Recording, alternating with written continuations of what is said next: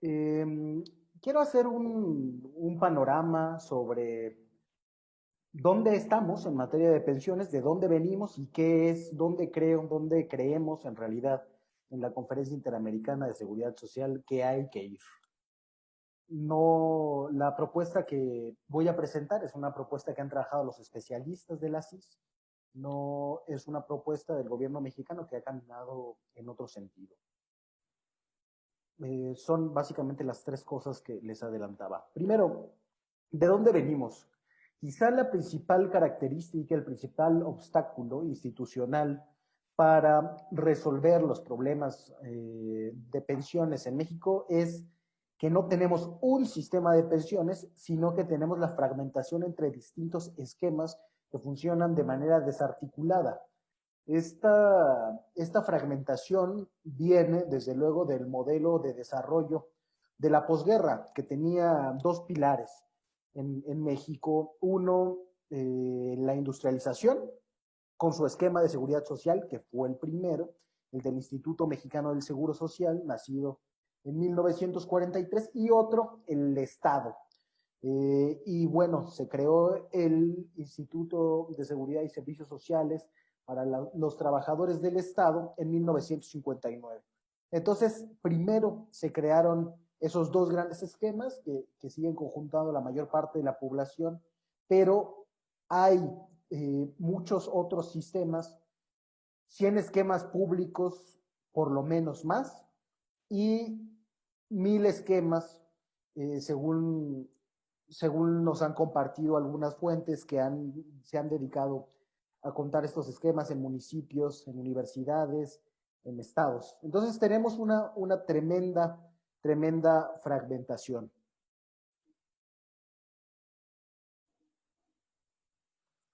Eh, Mucho se ha dicho, o el discurso con el que se generó la privatización de los sistemas de pensiones, es que el Estado administraba mal y los esquemas no daban más de sí, lo que no se verifica. Tuvimos en el Instituto Mexicano del Seguro Social, repito que el esquema más grande, el más significativo, un esquema de financiamiento de capitalización colectiva y que funcionó primero por prima general y que se quiso transformar en 1973 a prima media escalonada, que implicaba el incremento gradual y progresivo de las aportaciones. Pero esto no se realizó y además hubo inversiones que no vieron retornos en infraestructura hospitalaria y, en tercer lugar, se utilizó el dinero de esos fondos para fondear otros seguros, y no hubo reglas para restituir los recursos. Es decir, el problema de, eh, de los fondos, el tránsito, se dio con base en un diagnóstico que no era propiamente de mala estructura del sistema, no era un problema estructural, sino que hubo un problema de gestión, de administración pública, pero se utilizó para hacer ver que el sistema no funcionaba estructuralmente, cuando lo que había era un problema de gestión. Entonces, a partir de ese diagnóstico errado, se cambia la estructura del sistema y a partir de 1992 se introduce el sistema de ahorro para el retiro, primero de manera complementaria y después empieza un proceso legislativo en el 95 para transitar hacia un esquema totalmente privado. Este esquema de cuentas individuales totalmente manejadas por el sector privado, por las AFORES, lo que en otros sitios conocen como AFPs o AFJPs, se concluyó entonces en el año 97 con expectativas por parte de quienes realizaron la reforma bastante irreales y con críticas que ustedes conocen que algunas personas hicieron desde entonces, que anunciaban el fracaso del modelo. Una de las críticas más persistentes, deben de saberlo ustedes, fue la doctora Berenice Ramírez. Ese trayecto es el que nos trajo ahora a donde estamos. El sistema ha fracasado, y hay que decirlo con todas sus letras. Ha fracasado en todos los aspectos. Primero, no tenemos en realidad un sistema de pensiones, lo que tenemos es un sistema de ahorro forzoso que no va a alcanzar para que la gente tenga pensiones. Y entonces quiero compartir con ustedes algunos datos de los resultados que nos ha traído este cambio. El próximo año se jubilará la primera generación Afore, es decir, la gente que tenga 65 años y que cotizaba bajo la ley del 97, habrá cerca de 75,000 personas en esta situación. Y de esas solo un 1% podrá pensionarse con un salario mínimo, que son 4,500 pesos, que son unos $200.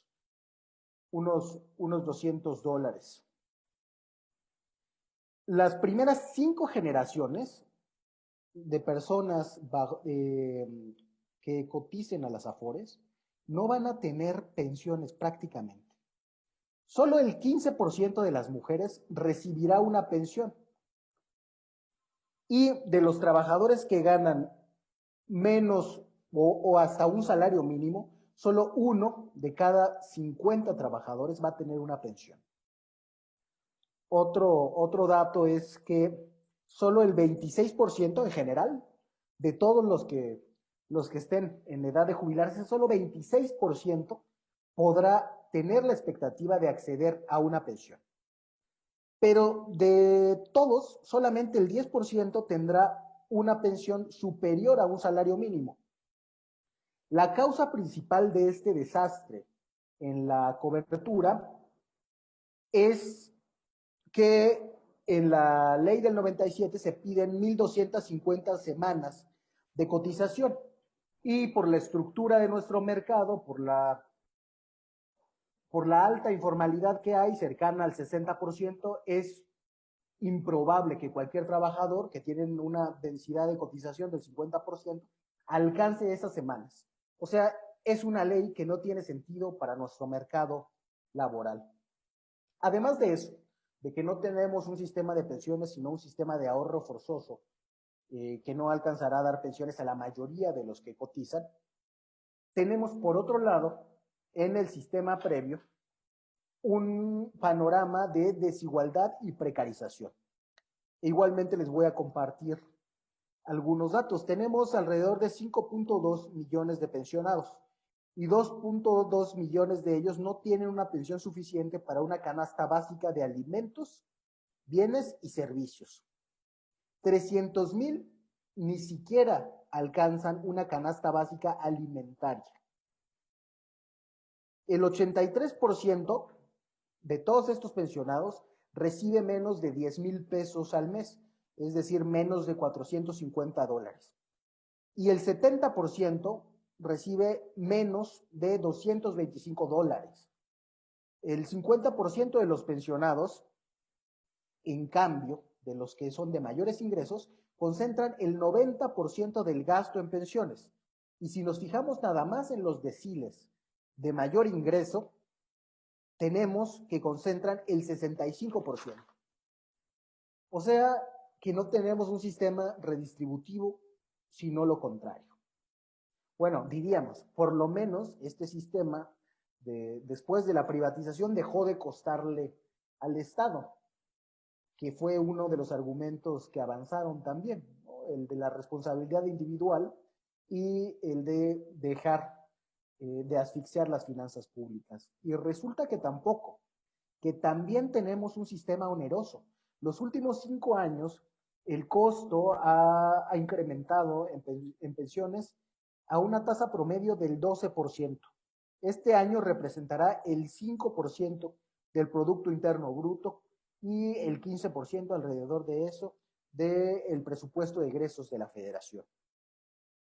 Es decir, sigue siendo costoso y además no para de crecer. En alguna medida también porque como no se alcanzan muchas veces a comprar una renta vitalicia con lo que los trabajadores ahorran, el Estado tiene que entrar a garantizar una pensión mínima.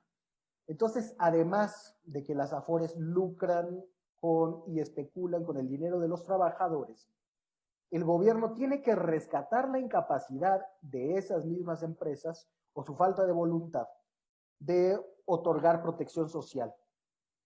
Es decir, ni siquiera esa ventaja, ni siquiera esa ventaja se verificó. Ante este panorama tenemos una propuesta de reforma del sistema que consta, diría yo, de tres partes. Primero se tiene que hacer una reingeniería normativa. No puede ser que tengamos 1000 esquemas de pensiones sin que tengan reglas compartidas ni una autoridad que los supervise y los sancione. Entonces proponemos primero hacer una ley general de pensiones y una nueva ley del Seguro Social y del ISSSTE, que son los dos sistemas más grandes, como adelantaba desde el principio. Y tenemos, en segundo lugar, que transitar, una vez que tengamos, o digamos, mediante esa reingeniería normativa, a un modelo mixto que incluya una administradora nacional de pensiones que maneje los fondos de todas las personas que ganen menos de 3 salarios mínimos, que sería un órgano desconcentrado que administrará y gestionará las aportaciones, que tiene básicamente en nuestro planteamiento dos características. Tiene que tener un comité técnico de inversiones con estrictos requisitos y una junta de gobierno no solamente tripartita, como es la usanza tradicional, sino que tendrá que estar encabezada por la Secretaría de Hacienda, por la Secretaría de Bienestar, y además de incluir representantes de trabajadores, de gobierno y de empleadores, tendría que integrar como consejeros independientes a académicos universitarios y miembros de organismos internacionales decididos por el Estado.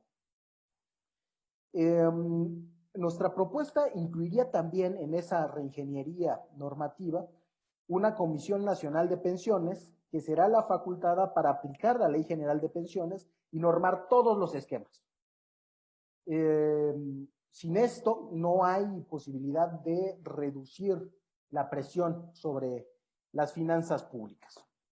Ahora, vamos al corazón del modelo para terminar ya pronto. Planteamos un modelo multipilar, no estamos inventando nada, que parta de una pensión universal. Ya existe la pensión universal para adultos mayores, que el gobierno actual del presidente López Obrador duplicó en su monto. Esa sería la base. El segundo pilar sería una pensión, digamos, de beneficio definido, que mantendría la misma edad de retiro que tenemos ahora, que son 60 y 65 años, que cambiaría el requisito de las 1,250 semanas de cotización a un rango que va entre los 15 y los 20 años y según el cual se establecerá el monto de pensión que se recibirá. Creemos que es muy importante que el factor definitorio para recibir una pensión sea primordialmente la edad. Pedir en un mercado como el mexicano 1,250 semanas de cotización es cambiar el espíritu del derecho social, del derecho humano a la seguridad social. Se vuelve una especie de pensión por antigüedad laboral en el sector formal y deja de ser una pensión por vejez que tienda a protegernos de los riesgos sociales. En realidad eso carece de sentido en una lógica de derechos. Las aportaciones de este pilar estarían segmentadas. Como dije, para los trabajadores que ganen menos de 3 salarios mínimos, que son la mayoría, todas esas aportaciones irían a un fondo. Para los que ganen más de 3 salarios mínimos, una parte equivalente iría al mismo fondo y otra parte iría a cuentas individuales. La prima que nos ha salido en nuestro cálculo actuarial, a la que tendríamos que llegar de manera paulatina, nos planteamos llegar a esa prima general a partir de 2030 es del 15.1%. Y con todos los límites que presenta el mercado laboral mexicano, creemos que es posible. La tasa de reemplazo que nos planteamos en este modelo sería del mínimo recomendado por la OIT, del 40%, y un máximo de 80%, de un salario regulador.